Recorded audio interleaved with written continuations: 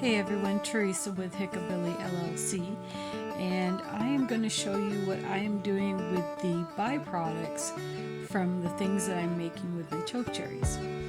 So here's the pulp that was used to make my barbecue sauce, and I'm going to place them on a platter and dry them. So because of the nice weather outside, I'm putting this out there to dry. And now I'm going to put them into my food processor to separate the seeds and the pulp.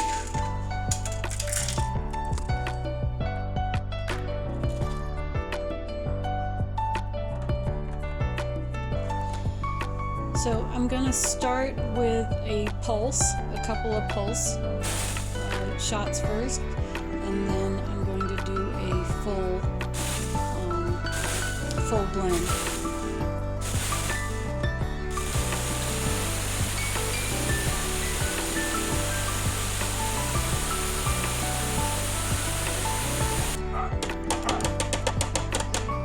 Now the seeds don't break in the food processor, so it keeps them whole. If I put them in my juicer, it actually cracks and breaks the seeds open.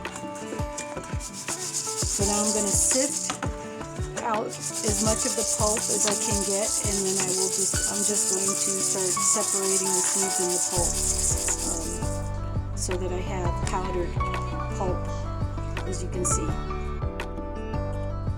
Now the seeds themselves have an almond flavor. It's actually quite nice, but I have not found an efficient way of cracking open the hulls in order to get to the seeds.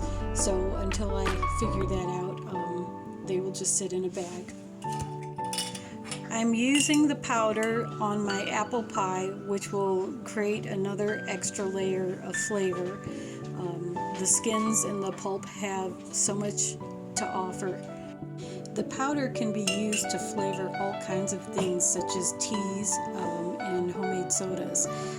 The skins have lots of vitamins in them, and so it's such a waste to not utilize every bit of your food.